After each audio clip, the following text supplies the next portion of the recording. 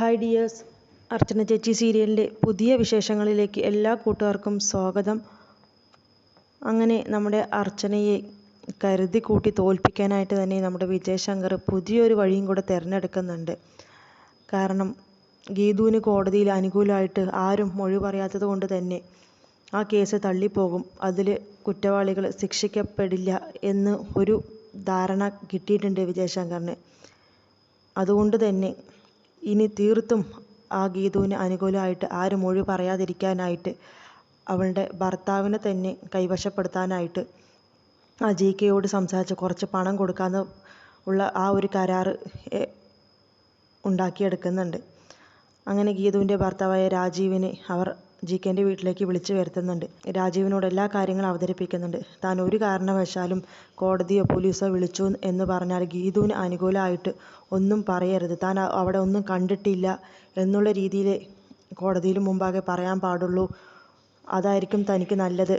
ഞങ്ങൾക്ക് അനുകൂലമായിട്ട് നിന്നാൽ തനിക്ക് ഇനിയും ഇതുപോലുള്ള സമ്മാനങ്ങൾ കിട്ടുമെന്ന് പറഞ്ഞ് കൈ നിറയെ ഇതുപോലുള്ള പണപ്പൊതികൾ കിട്ടും എന്നൊക്കെ പറഞ്ഞ് ആ പണം GK കൈമാറുന്നുണ്ട്. അത് സന്തോഷപൂർവ്വം തന്നെ ആ രാജീവ് സ്വീകരിക്കുന്നുണ്ട്. അങ്ങനെ പിറ്റേന്ന് നമ്മുടെ അർച്ചനയാണെന്നുണ്ടെങ്കിൽ എങ്ങനെയെങ്കിലും രാജീവിനെ കൊണ്ട് ഗീതുവിന് അനുകൂലമായിട്ട് മൊഴി പറയിക്കണം, സാക്ഷിയായിട്ട് രാജീവ് കോടതിയിൽ വരണം എന്ന് അവതരിപ്പിക്കാനായിട്ട് അങ്ങോട്ട് ചെല്ലുന്നുണ്ട്.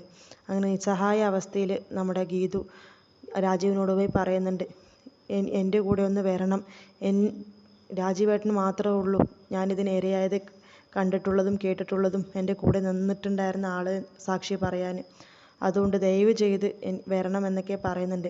ആ സമയത്ത് മുഖത്തടിച്ച പോലെ തന്നെ പറഞ്ഞു, ഞാൻ വരില്ല, ഞാനൊന്നും കണ്ടിട്ടുമില്ല, ഇനി നിൻ്റെ കൂടെ വലിഞ്ഞു കയറി കോടതിയിലേക്ക് വരാനും സാക്ഷി പറയാനും നിന്നെ കൂടെ കൂട്ടാനൊന്നും ഞാനില്ല എന്ന് പറയുന്നുണ്ട്.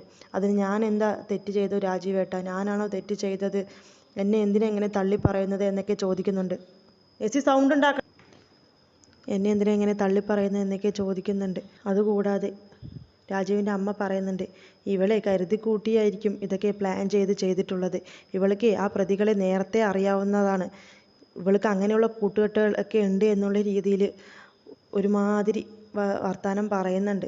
ഇത് കേട്ട് അർച്ചനയ്ക്ക് ദേഷ്യം വരുന്നുണ്ട്. നിങ്ങൾ അനാവശ്യം പറയരുത്, നിങ്ങൾക്ക് സഹായിക്കാൻ മനസ്സില്ല എന്ന് എനിക്കറിയാം, നിങ്ങൾ പണത്തിൻ്റെയും പ്രതാപത്തിൻ്റെയും കൂടെ പോണ ആളുകളല്ലേ, ചിലപ്പോൾ എതിർഭാഗം വയ്ക്കുക നിങ്ങൾക്ക് വല്ലതും നൽകിയിട്ടുണ്ടാവും എന്നൊക്കെ അർച്ചന പറയുന്നുണ്ട്. നിങ്ങൾ വന്നില്ലെങ്കിൽ വേണ്ട, എനിക്ക് വേറെ വഴി അറിയാം ഗീതുവിനെ രക്ഷിക്കാനായിട്ട് എന്ന് പറഞ്ഞ് അവിടെ നിന്ന് നമ്മുടെ ഗീതുവിനെ കൊണ്ടുവരുന്നുണ്ട്. അങ്ങനെ തിരിച്ച് വീട്ടിലേക്ക് എത്തിയ ഗീതുവിനെയും അർച്ചനയും കാത്ത് ഒരു അതിഥി ഇരിപ്പുണ്ട്. മഞ്ജു വേഗം വന്ന് പറയുന്നുണ്ട്, അതേ നിങ്ങളെത്തിയോ, ഇവിടെ ഒരു അതിഥി വന്നിട്ടുണ്ട് നിങ്ങളെ കാണാനായിട്ട് എന്ന് പറയുന്നുണ്ട്. അങ്ങനെ അവരകത്തേക്ക് ചെന്ന് നോക്കുന്ന സമയത്ത് അത് ഗീതുവിൻ്റെ അമ്മയാവാനാണ് സാധ്യത. അമ്മ എന്നുള്ള രീതിയിലാണ് നമ്മുടെ ഗീതു അവിടേക്ക് ഓടിച്ചെല്ലുന്നത്. ആ ഓടിച്ചെല്ലുന്നതും വാരി പുണർന്നതൊക്കെ കണ്ട് അർച്ചനയ്ക്ക് ഒരുപാട് സന്തോഷമാവുന്നുണ്ട്. ഗീതുവിന് ആരുമില്ല എന്നുള്ളൊരവസ്ഥയിൽ ഒരാളെങ്കിലും താങ്ങായി എത്തിയല്ലോ എന്നുള്ള രീതിയിൽ അർച്ചന സന്തോഷിക്കുന്നുണ്ട്.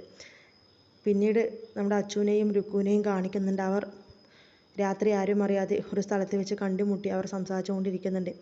എങ്ങനെയെങ്കിലും അച്ചു, നിൻ്റെ ചേച്ചി ഈ കേസിൽ ജയിക്കണം, ആ നിരപരാധിയായ ആ ഗീതുവിന് നീതി നടപ്പിലാക്കി കിട്ടണം, ഞാനും ഒരു പെൺകുട്ടിയാണ്, ഇതുപോലെ എനിക്കും സംഭവിച്ചിട്ടുണ്ടെങ്കിലോ, എന്തായാലും ഏട്ടൻ ചെയ്യുന്നത് വലിയൊരു തെറ്റാണ്, ഇവിടെ അർച്ചന ചേച്ചി എന്നെ ജയിക്കണമെന്ന് അച്ചുവിനോട് പറയുന്നുണ്ട് രുക്കു.